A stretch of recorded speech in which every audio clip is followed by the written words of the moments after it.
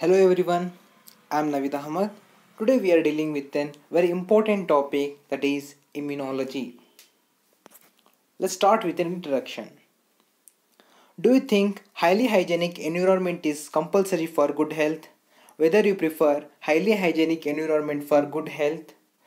So ಯಾವ ಪೀಪಲ್ಸ್ಗಳು ಒಂದು healthy hygienic ಕಂಡೀಷನಲ್ಲಿ ಇರ್ತಾರೆ ಅಥವಾ ಒಂದು ಹೆಲ್ದಿ ಎನ್ವಿರಾನ್ಮೆಂಟಲ್ಲಿ ಇರ್ತಾರೆ, ಸೊ ಆ ಪರ್ಸನ್ಸ್ಗೆ ಯಾವುದೇ ಥರ ಡಿಸೀಸ್ ಅಟ್ಯಾಕ್ ಆಗ್ತಾ ಇಲ್ವಾ? ಸೊ ನಮಗೆ ಡಿಸೀಸ್ ಅಟ್ಯಾಕ್ ಆಗದೇ ಇರಬೇಕಾದ್ರೆ ನಾವು ತುಂಬ ಹೈಲಿ ಹೈಜೆನಿಕ್ ಕಂಡೀಷನ್ ಇರಬೇಕಾ? ಸೊ ತುಂಬ ಹೈಲಿ ಹೈಜೆನಿಕ್ ಕಂಡೀಷನಲ್ಲಿ ಇದ್ದರೂ ಕೂಡ ನಮಗೆ ಯಾವುದೇ ಥರ ಡಿಸೀಸ್ ಅಟ್ಯಾಕ್ ಆಗ್ತಾನೇ ಇಲ್ವಾ? Is that people is living in a less hygienic condition of one suffering from A disease. So ಕೆಲವು ವ್ಯಕ್ತಿಗಳು ತುಂಬ ಲೆಸ್ ಹೈಜೆನಿಕ್ ಕಂಡೀಷನಲ್ಲಿ ಇರ್ತಾರಲ್ಲ, ಸೊ ಅವರಿಗೆ ಯಾವುದೇ ಥರ ಡಿಸೀಸ್ ಅಟ್ಯಾಕ್ ಆಗ್ತಾನೇ ಇಲ್ವಾ? ಸೊ ಇರೋರಿಗೆ ತುಂಬ ಡಿಸೀಸ್ ಅಟ್ಯಾಕ್ ಆಗ್ತಾ ಇದೆಯಾ? ಸೊ ಯಾರು ಹೆಲ್ದಿ ಪರ್ಸನ್ಸೇ ಇಲ್ವಾ? ಸ್ಲಮ್ಮಲ್ಲಿರೋ ಪೀಪಲ್ಸ್ ಎಲ್ಲ ಯಾರು ಹೆಲ್ದಿನೇ ಇಲ್ವಾ? So the answer is no. The half of the resistance due to cleanness and remaining half due to the resistance. ನಮ್ಮ ಬಾಡಿಯಲ್ಲಿ ಒಂದು ರೆಸಿಸ್ಟೆನ್ಸ್ ಇದೆ, half of the resistance due to the cleanness. ನಮಗೆ ಅರ್ಧದಷ್ಟು ರೆಸಿಸ್ಟೆನ್ಸ್ ಎಲ್ಲಿಂದ ಸಿಗ್ತಾ ಇದೆ? ಕ್ಲೀನ್ನೆಸ್ ಇಂದ ಸಿಗ್ತಾ ಇದೆ. The remaining half due to the dirtiness. The remaining half ಏನಿರುತ್ತೆ ಅದು ಡರ್ಟಿನೆಸ್ಸಿಂದ ಬರ್ತಾ ಇರುತ್ತೆ. ಸೊ ನಾವು ಹೆಲ್ದಿ ಇರಬೇಕಂದ್ರೆ cleanness important, dirtiness important. So half of the resistance ನಮಗೆ ಕ್ಲೀನ್ನೆಸ್ಸಿಂದ ಬಂದರೆ, ಹಾಲ್ಫ್ ಆಫ್ ದ ರೆಸಿಸ್ಟೆನ್ಸ್ ಡರ್ಟಿನೆಸ್ಸಿಂದ ಬರ್ತಾ ಇದೆ. So what is the reason for resistance? The next question is, what is the reason for resistance? So ಹಾಗಿದ್ರೆ resistance ಗೆ reason ಏನು? The immune or defense system evolved in vertebrates to protect from the invading pathogen. So vertebrates ಅಲ್ಲಿ ಏನಿದೆ? The immune or defence system ಇದೆ. So that protect from the invading pathogens. So pathogens ಅಂದ್ರೇನು? This are the disease causing organisms are known as pathogens. So invading ಪ್ಯಾಥೋಜನ್ಸಿಂದ protect ಮಾಡೋಕ್ಕೆ ನಮ್ಮಲ್ಲಿ ಒಂದು defence system evolve ಆಗಿದೆ. ಅದನ್ನು ನಾವೇನಂತ ಕರಿತೀವಿ? ಇಮ್ಯೂನ್ ಸಿಸ್ಟಮ್ ಅಂತ ಕರಿತಾ ಹೋಗ್ತೀವಿ. So what is immune system?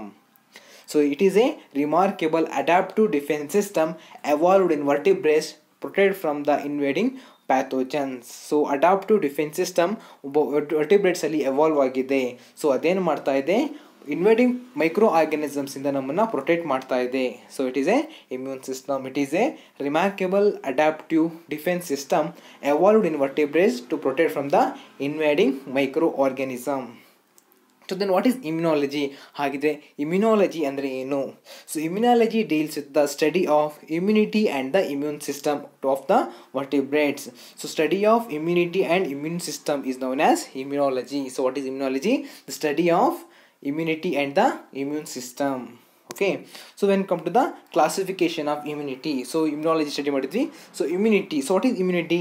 Immunity is the ability of the body to protect against all the type of foreign bodies. So what is immunity? It is the ability of the body to protect against all the type of foreign bodies like bacteria, virus, toxic substances which enter into the body. So what is immunity? Immunity is the ability of the body to protect against all the type of foreign bodies. So foreign bodies ಇಂದ protect ಮಾಡೋಕ್ಕೆ ನಮ್ಮಲ್ಲಿರುವಂಥ ಒಂದು ಅಬಿಲಿಟಿನ ನಾವೇನಂತ ಕರಿತಾ ಇದ್ದೀವಿ? Immunity. So immunity is the ability of the body to protect from all the types of foreign bodies. The foreign bodies ಯಾವ್ದು ಬರುತ್ತೆ? Bacteria, virus, toxic substances. So immunity is also known as disease resistance. Immunity ನಾವು ಏನಂತ ಕರಿತಾ ಹೋಗ್ತೀವಿ? Disease resistance ಅಂತ ಕೂಡ ಕರಿತಾ ಹೋಗ್ತೀವಿ. So the lack of immunity is known as susceptibility.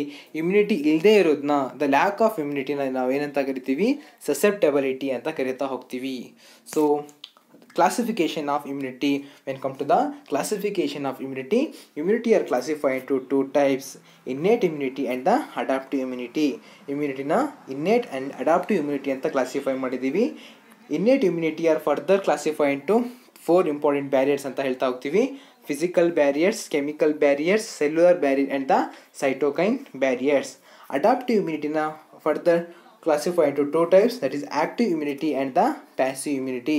So active and passive immunity are further classified into natural and the artificial. ಇದನ್ನು ಮತ್ತೆ ನ್ಯಾಚುರಲ್ ಆ್ಯಂಡ್ ಆರ್ಟಿಫಿಷಿಯಲ್ ಆಗಿ ಕ್ಲಾಸಿಫೈ ಮಾಡ್ತಾ ಹೋಗಿದ್ದೀವಿ. So thank you for your attention.